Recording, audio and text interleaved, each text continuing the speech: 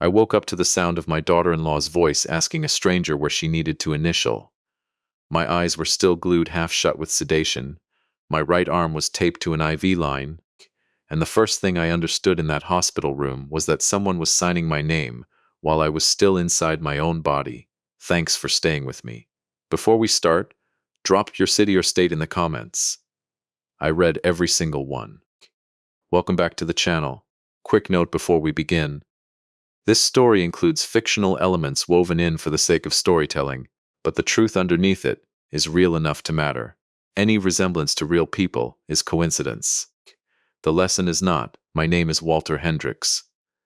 I am 67 years old. I spent 42 years as a licensed electrician in Asheville, North Carolina, and 8 months before the morning I'm about to tell you about, I buried my wife of 43 years, Grace, in a small cemetery off Beaver Dam Road under a dogwood tree. She used to say bloomed like it was showing off for her birthday. I want you to understand something before I go any further. I am not a man who scares easily. I have stood on aluminum ladders in lightning weather. I have opened up walls with live wire still humming behind the plaster and kept my hands steady enough not to kill myself. 42 years of that kind of work teaches you what real danger feels like, and it is quiet. It does not announce itself. It hums. The morning my heart stopped in my own kitchen, I was making coffee the way Grace used to make it. Too much grounds, not enough patience, and I remember exactly nothing after the room started to tilt sideways like a boat, catching a wave it didn't expect. My neighbor, a widow named Carol Ann, who walks her beagle past my porch every morning at 7, found me on the kitchen floor because the dog wouldn't stop barking at my closed front door. She says she knew something was wrong before she even knocked. The way you know a house has gone quiet in the wrong kind of way. I don't remember the ambulance. I don't remember the emergency room. What I remember, the very first thing that came back to me from wherever I had gone, was a voice. Not a nurse's voice, not a doctor's voice. My daughter-in-law Vanessa's voice, low and businesslike, saying, "Right there, Mr. Pruitt. That's fine, just have him make his mark under the X." I want to tell you that I sat straight up and stopped it right there. I did not. My eyes opened to a slit of white ceiling and a blood pressure cuff biting into my arm, and my mouth was so dry I couldn't have formed a word if my life depended on it, which, as it turned out, it very nearly did. I heard my son Daniel's voice next, quieter, uncertain in a way that has haunted me every day since. "Vanessa, I don't know if we should be doing this right now." "He's stable," she said. "The doctor said he's stable. This is exactly the time to do it, Daniel. Before something worse happens and we're stuck untangling a mess in probate court for 2 years. You want that? You want Lily's college fund tied up in court because we waited?" I heard a third voice then, a man's voice, older, with the particular flat patience of someone who does this for a living and has stopped being surprised by families. I just need him to acknowledge verbally that he understands what he's signing, or if he's nonverbal, a nod is sufficient under state guardianship statute, and then I can notarize the durable power of attorney and we're done here. Guardianship, power of attorney. The words moved through the fog in my skull like stones dropped into still water, and something in me, some old wiring laid down over 67 years, understood before the rest of me caught up, that I needed to keep my eyes closed and my breathing even, because whatever was happening in this room was not happening for my benefit. I felt a pen pressed into the fingers of my right hand. I felt my own fingers, weak as wet rope, being guided across a piece of paper by another hand, Vanessa's hand, warm and sure and utterly without hesitation. "There we go, Walter," she said to me, soft as a lullaby. The kind of voice you'd use on a child or a very old dog. "You're doing great. Almost done. I want you to sit with that for a second, the way I had to sit with it. Flat on my back in a hospital bed, with a tube in my arm, and my own son, standing 3 feet away saying nothing, while his wife moved my hand across a legal document I could not read, could not question, and would not remember signing if you'd asked me an hour later. The notary, Mr. Pruitt, said something about needing a witness signature, and I heard Daniel say, quiet as a man confessing something to a priest, "I'll sign it." A pen scratched against paper. Then another scratch, presumably Vanessa's own signature, quick and confident, the signature of someone who had rehearsed this moment longer than she'd let on. Perfect, Mr. Pruitt said. This makes Vanessa Hendricks' durable power of attorney for financial and medical decisions effective immediately upon incapacitation. I'll file the notarization today. Effective immediately. Not effective if he never wakes up. Not effective in 6 months if the doctors determine permanent incapacity immediately. My heart monitor, the one nobody was watching closely enough in that moment, ticked up 10 beats a minute, and not one person in that room noticed, because not one person in that room was actually looking at me. They were looking at a stack of paper. I fell back under before I could do anything about it. The sedation pulled me down like an undertow, and the last thing I heard, right at the edge of consciousness, was Vanessa's voice again, lower now, meant only for Daniel. This is exactly what your mother should have done for him years ago, instead of leaving him to figure out finances on his own at 67. We're protecting him, Daniel. That's all this is. I want to tell you I dreamed of Grace in that darkness, and maybe I did, because when I surfaced again, hours later, into a quiet room lit only by the blue glow of monitoring equipment, the first thought in my head, whole and complete and utterly certain, was this: Grace would never have let this happen. And somewhere in the back of my mind, in a place I hadn't visited in 8 months because it hurt too much to go there, I remembered her sitting at her little writing desk by the bedroom window 4 months before she died, looking up at me with an expression I hadn't been able to read at the time. "Walter," she'd said, "if anything ever happens to you the way it happened to your father, sudden, no warning, I need you to know something is already in place. You won't need to worry about it." I made sure. I had laughed it off then. The way you laugh off things you don't want to think too hard about when your wife is dying of pancreatic cancer, and every conversation feels like it might be one of the last real ones you get. I'd said something like, "Grace, you worry about everything," and she'd smiled that tired, patient smile she'd had at the end and said, "Somebody has to worry about you, Walter. You've spent your whole life not worrying about yourself." I hadn't asked what she meant. I hadn't asked because asking felt like admitting she was going to die, and some cowardly part of me wasn't ready to admit that yet, even though the hospice nurse was already coming 3 times a week by then. It is one of the great regrets of my life that I did not ask my wife what she meant by that sentence while she still had the strength to explain it to me in full. Now, lying in a hospital bed with a strange man's notary stamp somewhere on a document bearing my forged consent, I understood that Grace's sentence had not been an idle comfort. It had been a promise. And I had no idea, not the faintest idea, what she had actually done to keep it. A nurse came in around what I guessed was early evening, checked my vitals, adjusted something on the IV pole, and startled visibly when she realized my eyes were open and tracking her. "Mr. Hendricks," she said, "you're awake. That's wonderful. How are you feeling?" "Thirsty," I managed, my voice a dry rasp that didn't sound like mine. She got me water, small sips through a straw, and told me I'd had a cardiac event, a fairly serious one, but that the interventional cardiologist had gotten a stent placed in time, and my prognosis for recovery was good. She told me my family had been in and out all day, very attentive, very concerned. I asked her, as casually as I could manage with my throat still raw, whether anyone had brought paperwork in for me to sign. She looked briefly uncomfortable, the look of someone who has been trained not to involve herself in family matters, and said, "There was a notary here earlier this afternoon, yes. Your daughter-in-law arranged it. I believe it was some kind of power of attorney document. Your doctor did clear it as medically appropriate, given your condition at admission. Medically appropriate."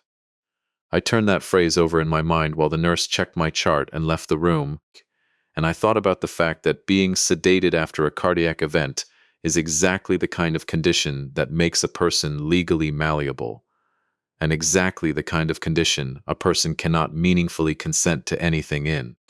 I had built houses. I had wired hospitals, in fact, 3 of them over the course of my career, and I knew, in the bone-deep way you know things about systems you've spent a lifetime working inside of, that what had happened in that room earlier was not medically appropriate. It was medically convenient. Those are not the same thing, and anyone who tells you they are is selling you something. Daniel came in alone.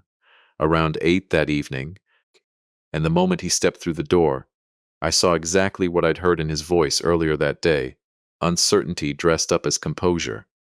A grown man of 41 still flinching slightly under his wife's direction. He pulled the visitor chair close to the bed and sat down heavily like his legs had given out the last inch. "Dad," he said, "you scared us. You scared me." "I heard some of it," I said. My voice was steadier now, and I watched his face carefully as I said it, the way you watch a breaker panel when you're not sure which switch controls what. "The paperwork. The power of attorney. I heard you and Vanessa talking about it before I went back under." Something moved across Daniel's face, fast and guilty, there and gone. "Dad, it wasn't like it sounds. You were unresponsive. We didn't know if you'd wake up at all. The doctor said we needed to have someone with legal authority to make decisions if things got worse, and Vanessa said it made sense for her to—" "Why not you?" I asked, and I kept my voice level, the way I'd kept it level in Vanessa's presence at 100 family dinners, over 12 years of watching my son slowly disappear inside his own marriage. "You're my son, Daniel. Why would the power of attorney go to Vanessa and not to you?" He didn't have an answer ready. That told me everything the answer itself would have told me, if he'd had one. "She handles all our paperwork," he finally said, weak as week-old coffee. "She's better at that stuff than I am." It just made sense in the moment. "Daniel," I said, and I let 42 years of foreman's authority creep back into my voice, the tone I'd used on apprentices who were about to cross a live circuit without checking it first. "Your wife had a notary in this room within hours of me coding on my kitchen floor. That is not a decision made in the moment. That is a plan that was already sitting in a drawer somewhere, waiting for an opening." He flinched like I'd struck him, and for just a second, I saw something underneath the guilt on his face, something that looked almost like recognition, like a thought he'd been keeping very carefully unexamined for a long time had just been dragged out into the light against his will. "I need to go," he said, standing up too fast, the chair scraping against the tile. "Vanessa's waiting in the car. She wanted to come up, but I told her you needed rest." He was at the door when I said his name one more time. He stopped, hand on the frame, not turning around. "Your mother told me something once," I said. "About 4 months before she died. She said something was already in place. I didn't ask her what she meant. I wish to God I had." Daniel's shoulders went rigid, just for a second, and then he was gone through the door without another word, and I lay there in the dark hum of the monitoring equipment, turning that reaction over in my mind, the particular stiffness of a man who has just been handed a piece of information he doesn't know what to do with yet. I was discharged 4 days later on a Tuesday morning with a bag of prescriptions, a folder of cardiac rehabilitation instructions, and a business card that hospital social worker had quietly slipped into my hand on my way out. The kind of thing you get when someone on staff has noticed something in a family dynamic that concerns them, but isn't quite their business to name out loud. The card had no name printed on it, just a phone number, and in the social worker's own handwriting on the back, 3 words: "If you need to talk." I put it in my wallet and didn't think much about it. I had bigger things weighing on my chest than a stranger's phone number, though I'll tell you now, it would matter later, more than I could have guessed standing in that discharge hallway with my legs still unsteady under me. Daniel drove me home. Vanessa did not come. She was, Daniel explained without meeting my eyes, handling some things related to my care plan going forward. I didn't ask what that meant. I was learning slowly, the way you learn to read a wall you can't see behind, that every sentence Vanessa produced these days needed to be turned over and examined for what it wasn't saying. My house on Maple Hollow Lane looked exactly the way I'd left it the morning my heart gave out, except for one thing.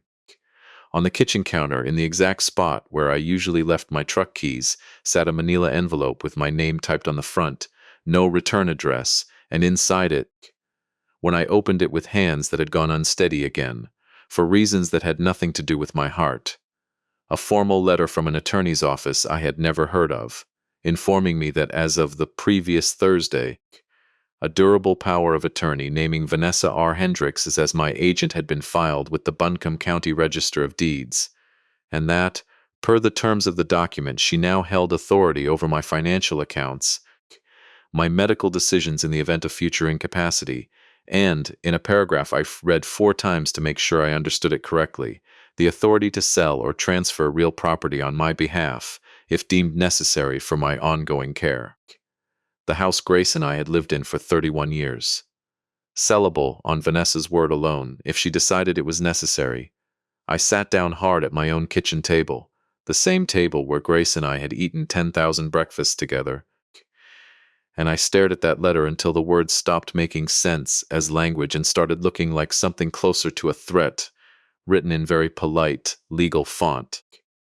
My hands were shaking the way they'd shaken in the parking garage the day Grace's will was read, and I thought, with a clarity that cut straight through the fear, that if Grace really had put something in place 4 months before she died, whatever it was, I needed to find it now, today, before Vanessa's plan moved another step further down whatever road she'd already mapped out for it. I picked up my phone and called the one person on this earth I trusted without a single reservation. James Whitfield answered on the second ring, the way he always did.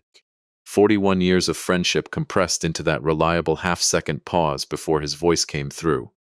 "Walter, I heard you gave us all a scare. How are you feeling, old man?"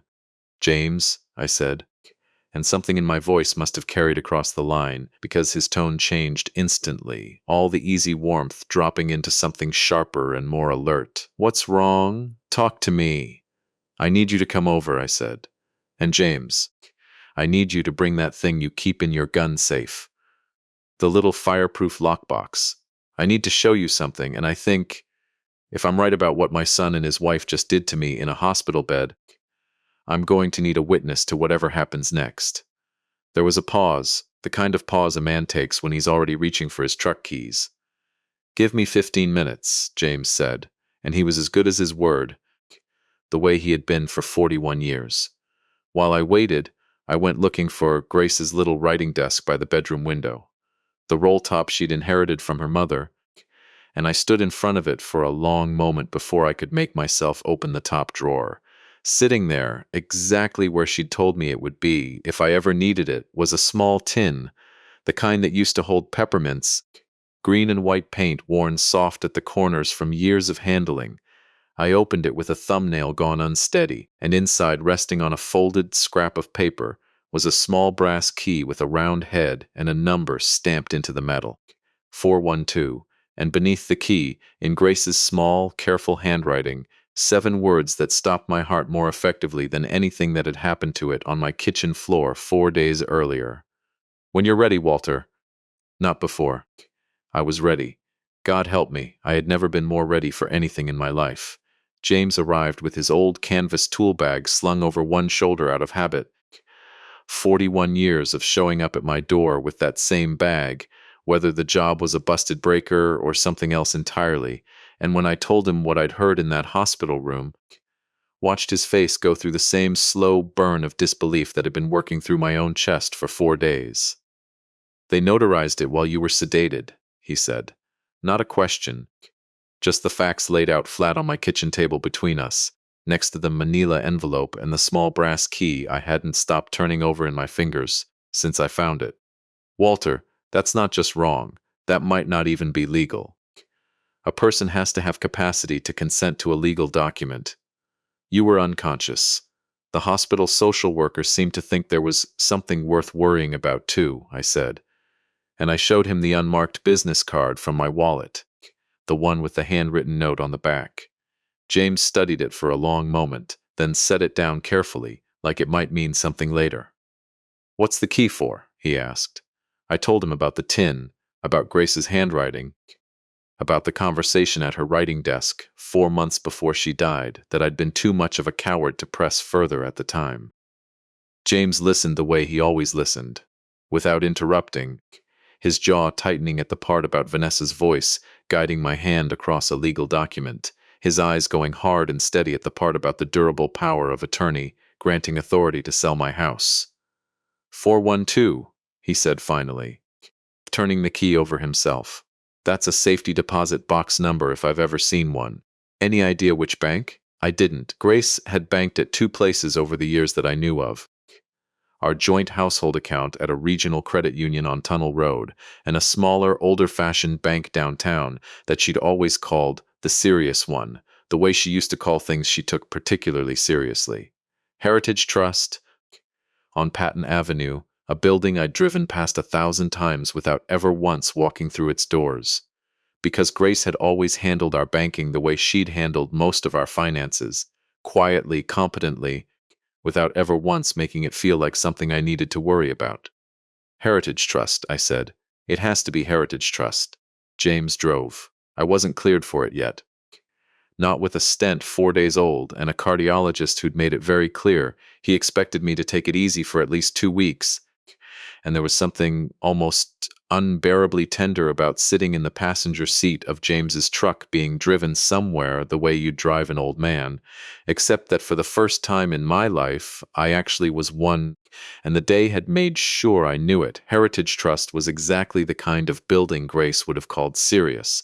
Red brick, brass fittings gone soft with age, tall arched windows that let long columns of afternoon light fall across a marble lobby floor in a way that made the whole place feel like somewhere important things happened.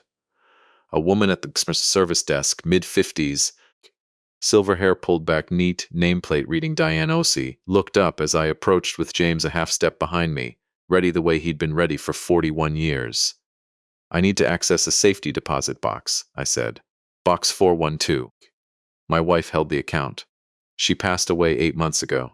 Something shifted in Diane Ossie's expression, a small softening around the eyes that told me she'd handled conversations like this before and hadn't yet learned to do it without feeling it. "I'm very sorry for your loss," she said, and she meant it. "May I have your name, sir?" "Walter Hendricks." She typed for a moment, reading something on her screen, and then paused, her fingers going still in a way that made my chest tighten before she even spoke again. "Mrs. Hendricks has been a client of ours since 1997, she said carefully. "Box 412 has been maintained and renewed annually without interruption." She looked back up at me. "You're listed as an authorized user on this account, Mr. Hendricks. Mrs. Hendricks added you to the access authorization a number of years ago." Grace had put my name on that box years ago, quietly, the same way she'd apparently done everything that mattered, without a word of announcement. And something about that fact landed in my chest harder than I expected it to, a strange mixture of grief and something that felt almost like being loved from beyond the reach of the grave. Diane needed a death certificate and photo identification, both of which I had brought with me on instinct, tucked into the same inside jacket pocket, where I'd been carrying Grace's letters and documents for 8 months now, like a man who couldn't bear to be parted from the last physical evidence of his wife's handwriting.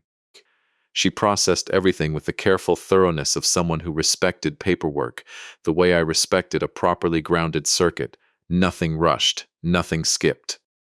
"Mr. Hendricks," she said quietly as she handed my documents back, "your wife came in monthly, sometimes more.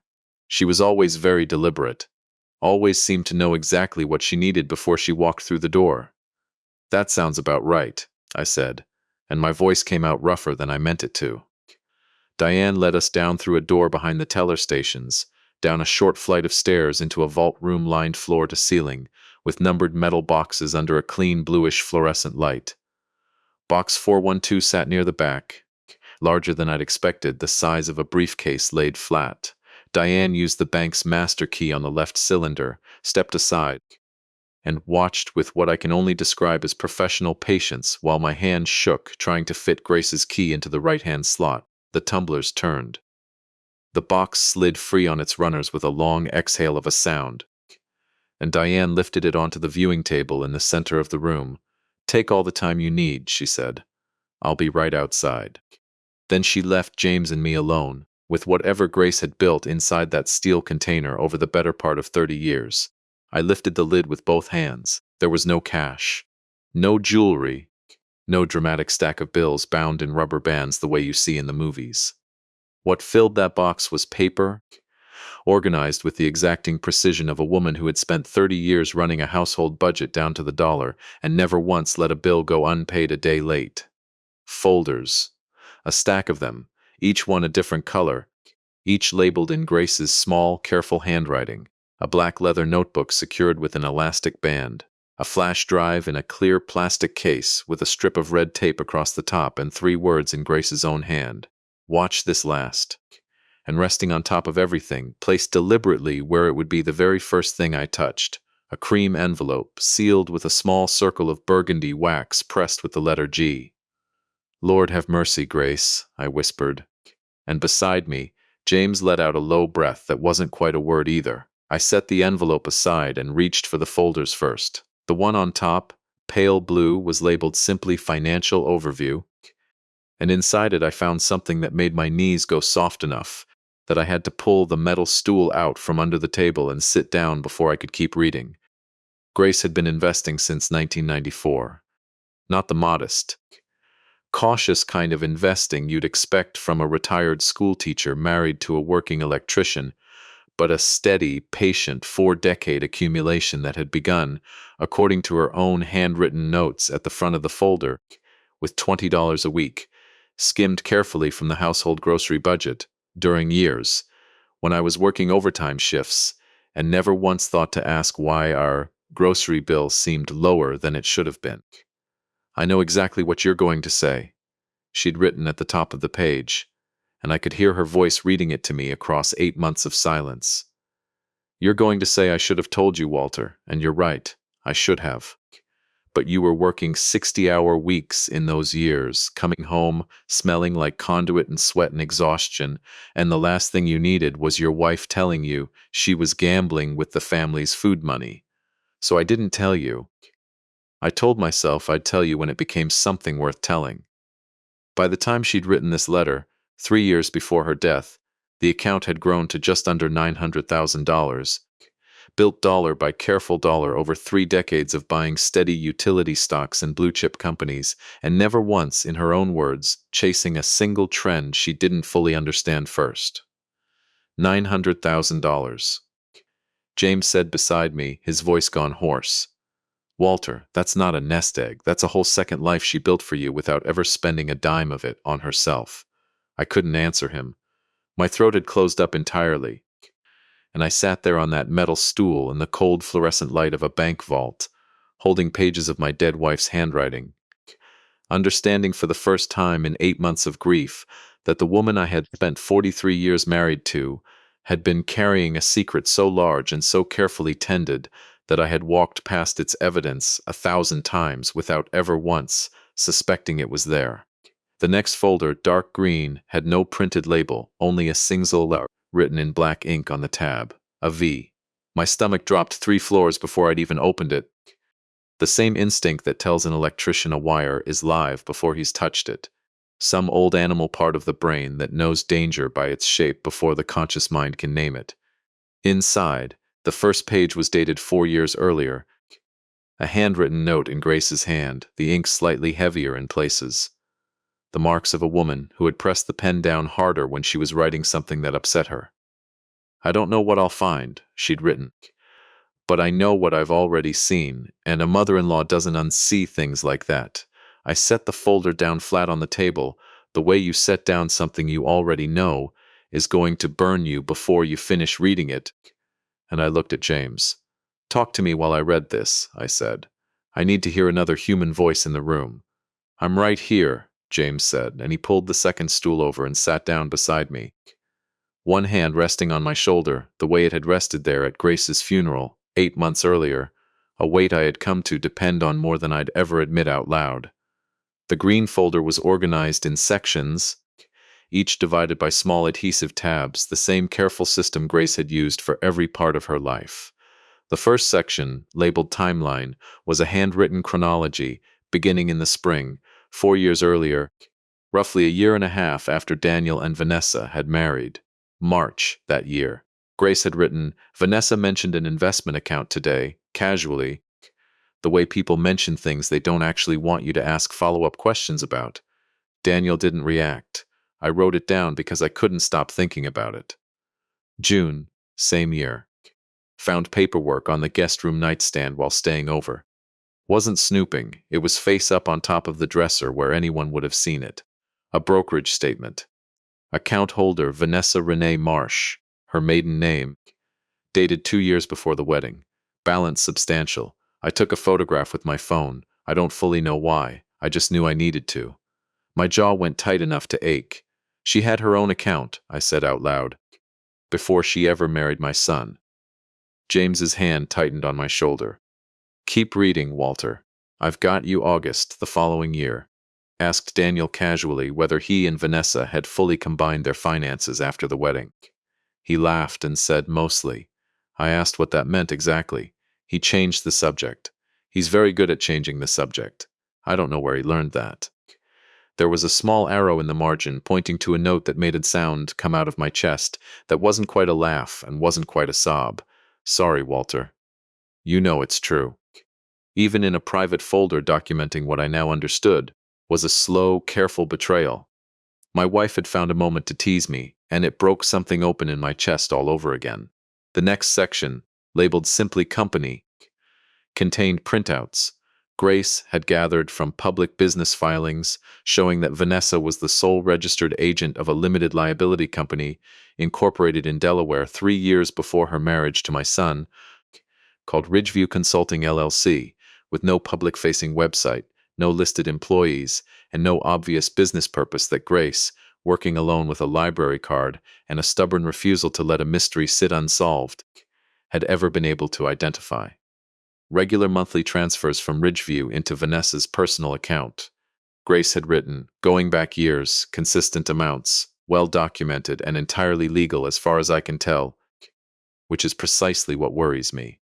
Daniel's name appears nowhere on any of it.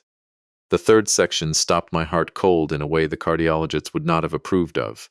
It was a printout of an email exchange, with a note at the top in Grace's hand, forwarded from Vanessa's laptop, left open on the kitchen counter during a visit.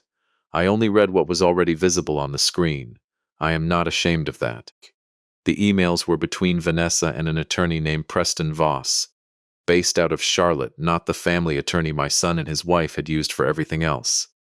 The subject line read estate planning, contingency scenarios. Dated 2 years before Grace's diagnosis, Vanessa had written, I want to understand what happens to Walter's assets if he becomes incapacitated before Daniel's father-in-law situation is fully resolved. I'm asking because I want us to be prepared for every version of this. Preston Voss had replied with a careful breakdown, explaining that under North Carolina law, absent a valid durable power of attorney or court-appointed guardianship, decision-making authority in the event of a family member's incapacitation would typically default first to a spouse, then to adult children, in a process that could be slow and contested if family members disagreed. He had gone on to explain, in language so clinical it made my hands shake reading it, that a properly executed durable power of attorney signed while the principal retained legal capacity would sidestep that entire process and grant the named agent immediate authority.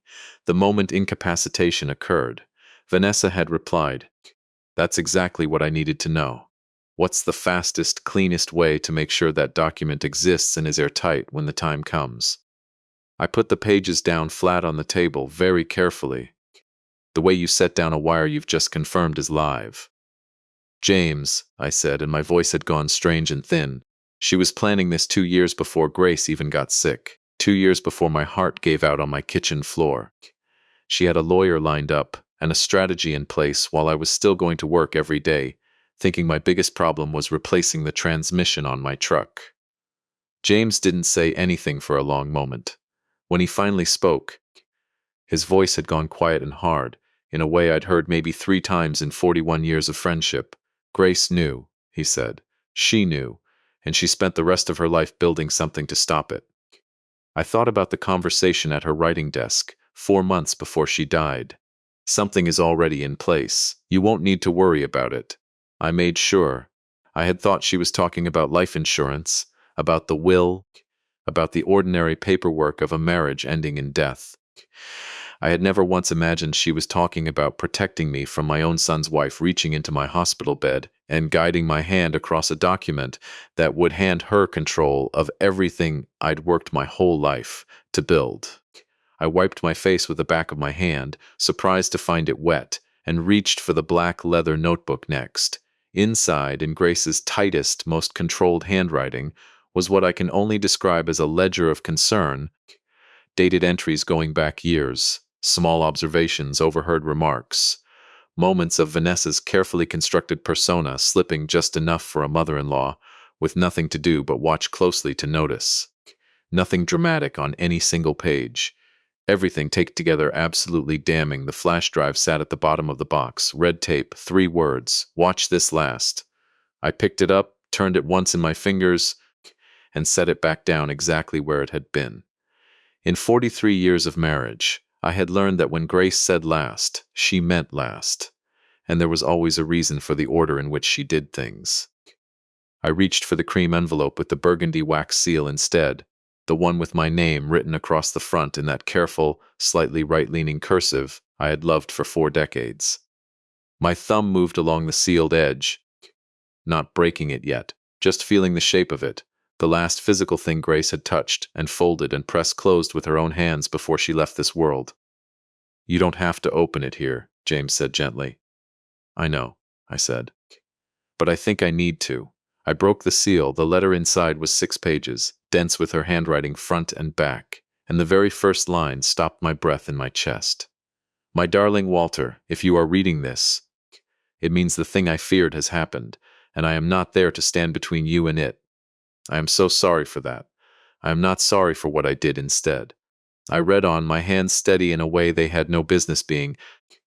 42 years of electrical work, teaching a man's hands to hold still even when everything inside him is shaking apart. Grace wrote about the day she'd found the brokerage statement on the guest room nightstand, about the slow, sick understanding that had built in her over the following months, about her decision, made alone, without telling me, to build a second wall of protection around the life we'd made together. One Vanessa would never see coming because she would never think to look for it in the hands of a retired schoolteacher. "I went to see an attorney of my own," Grace had written. "A woman named Renata Ford, 3 years ago now, without ever mentioning it to you, and together we built something I believe is airtight enough to survive exactly the situation I suspect is coming. I could not stop Vanessa from being who she is. I could only make sure that whoever she is, it would not be enough." I turned to page 4, and there in Grace's own hand was a name and a phone number I did not recognize, followed by a single instruction underlined twice. "Call Nathaniel Cross the moment you need him. He already knows everything. He has been waiting." My phone, sitting forgotten in my jacket pocket for the better part of an hour, chose that exact moment to buzz against my chest, and when I pulled it out with hands that had finally started shaking again, the screen showed a Charlotte area code I didn't recognize. I looked at James. James looked at the phone. Neither of us said a word as I answered it, and a calm, unhurried male voice on the other end said the 6 words that told me Grace's second wall had just found its way to me before I'd even finished reading about it. "Mr. Hendricks, my name is Nathaniel Cross. Your wife hired me 4 years ago to make sure this exact phone call would one day be possible, and I understand from my office's monitoring alerts that a durable power of attorney was filed against your interests 6 days ago. I need you to listen very carefully, because we do not have as much time as you might think." My hand tightened on the phone hard enough that James reached over and steadied my elbow. The same instinct that had kept him beside me through 41 years of moments exactly like this one. "I'm listening," I said. "Good," Nathaniel Cross said, and there was something in his voice, unhurried but absolutely certain, that reminded me powerfully of the way Grace used to talk when she'd already thought 3 steps further ahead than the room around her. "Mr. Hendricks, 4 years ago your wife came to my office with a set of documents she'd assembled entirely on her own, and a request I have carried out for exactly 1 client in 30 years of practice, because it is not something most people ever think to ask for. She asked me to draft what's called a springing durable power of attorney, one that names an independent third party, in this case myself, as your legal agent, but only in the event that a competing power of attorney is filed against you by someone outside's a very narrow list of approved individuals. She named you as principal, herself as first agent while she lived, and myself as backup agent under a trigger condition she was very specific about. What trigger condition? I asked, though some part of me already suspected the answer before he said it. Any attempt by Vanessa Marsh Hendricks to establish legal authority over your person or your assets, Cross said, activates my authority automatically and simultaneously voids any document she attempts to file, regardless of timing, regardless of notarization, because your wife's document was filed and recorded 4 years ago, which gives it legal priority over anything filed 6 days ago. Mr. Hendricks, the paperwork your daughter-in-law had you sign in that hospital room is not just ethically troubling, it is, as of the moment it was filed, legally void. I felt something loosen in my chest that had been wound so tight for 4 days I'd almost stopped noticing the ache of it. She knew, I said. She knew 4 years ago, before Grace was even sick, that this was coming. Your wife, Cross said, and for the first time his careful professional composure cracked just slightly, warmed by something that sounded almost like admiration, was the most thorough client I have ever worked with in 30 years of estate law. She did not simply suspect a problem, Mr. Hendricks. She built an entire structure designed to survive it, tested it against every scenario she could imagine, and updated it twice more before she passed. The most recent revision dated 6 weeks before her death. James let out a long breath beside me, shaking his head slowly, and I understood exactly what he was feeling because I was feeling it too. The particular vertigo of discovering that the person you thought you knew best in the entire world had been carrying a second, hidden life of vigilance on your behalf the whole time you were simply living yours. There's a flash drive, I said, in the box, marked "Watch this last." Do you know what's on it? A pause on the line, brief but weighted. I do, Cross said.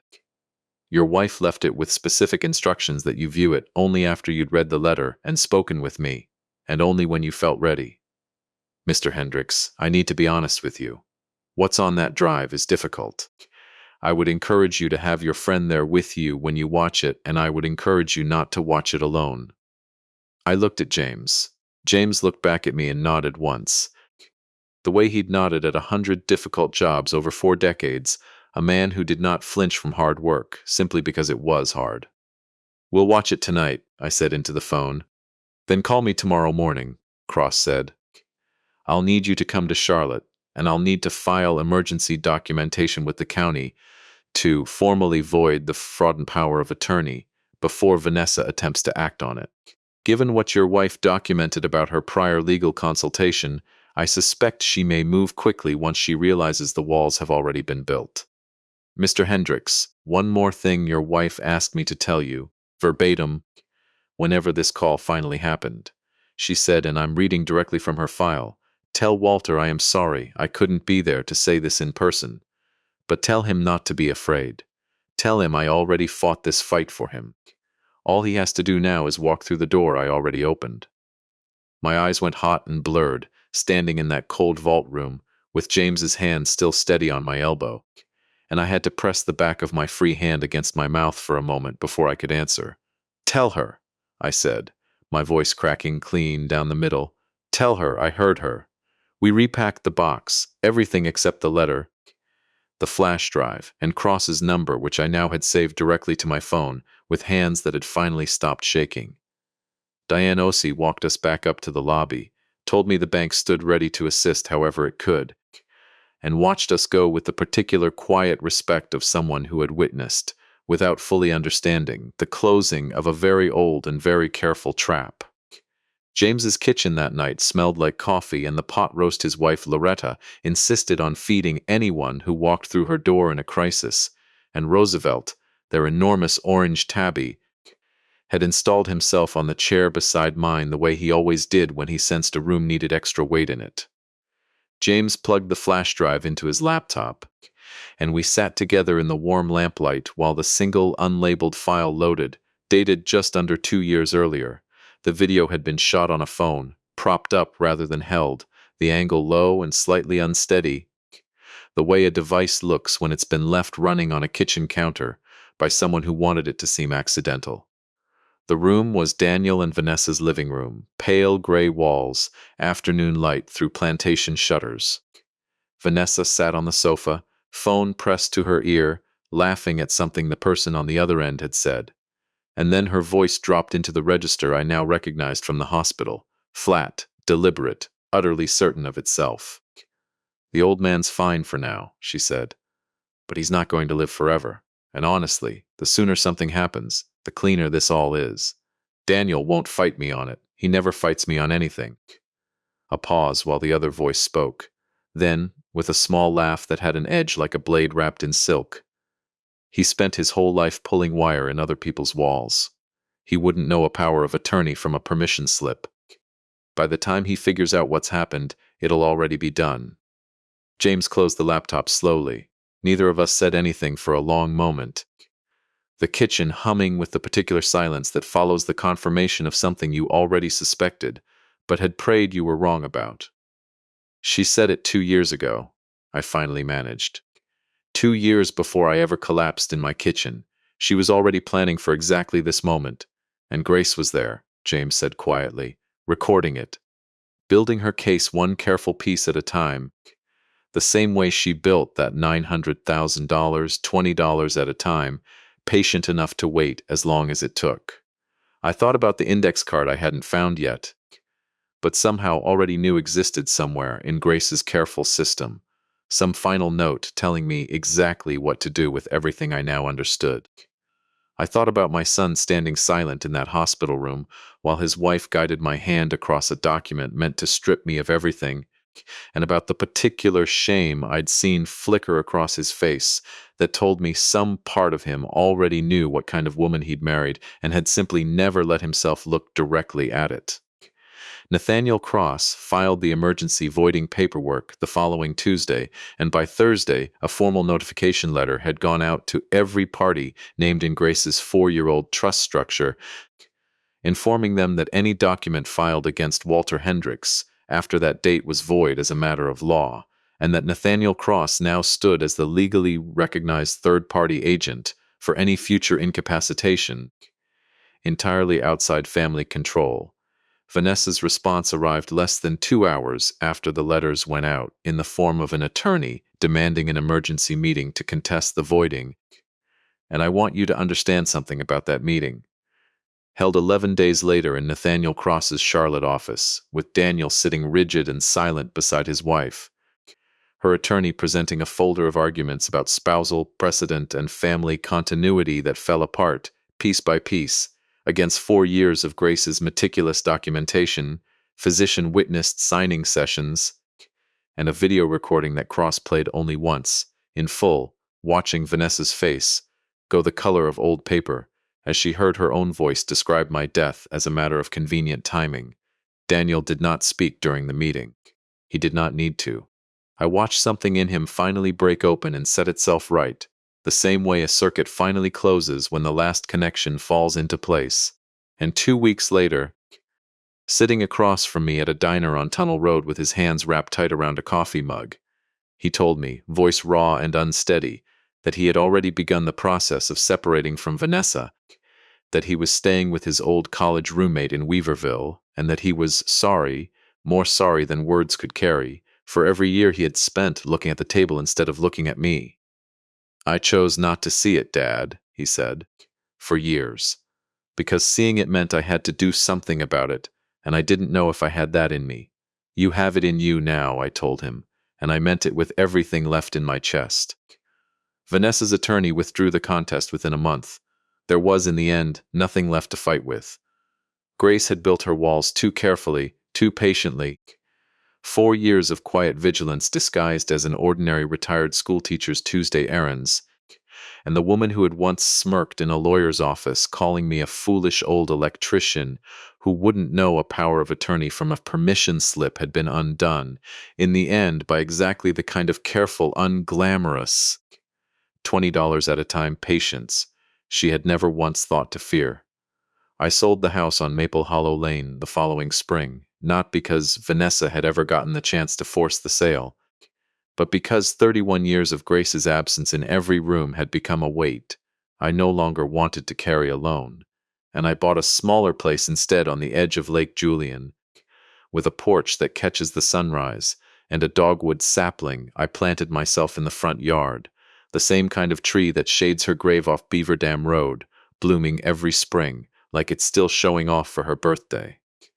Daniel visits most Sundays now. James still calls every morning at 9, and some mornings I still find myself talking out loud to an empty kitchen, telling Grace about the lake, about the light on the water, about the particular quiet satisfaction of watching a plan she built in secret finally close its circuit exactly the way she designed it to. I keep her letter in my breast pocket most days, worn soft now at the folds. And there's a line near the end of it I return to more than any other, the closest thing to a philosophy I've found since she left. She wrote, "Being underestimated is not a weakness, Walter. It is the best cover a careful person could ever ask for." My granddaughter, Lily, 9 years old and utterly without guile, said something almost exactly like it to me last month, unprompted, while we were fishing off the dock. She said, "Grandpa, the people who don't think you're paying attention are usually the ones who find out too late that you were." I have thought about that sentence every day since. I suspect I will keep thinking about it for whatever years I've got left. If this story meant something to you, tell me where you're watching from down in the comments. And if you've ever been underestimated by someone who mistook your quiet for weakness, I'd love to hear how that story ended for you too. Before you go, one last note. Some scenes in this account include fictional elements woven in for storytelling and reflection. Any resemblance to real people or events is coincidental, but the lesson underneath it, that quiet patience can outlast even the most carefully laid betrayal, is real enough to carry with you long after this video ends.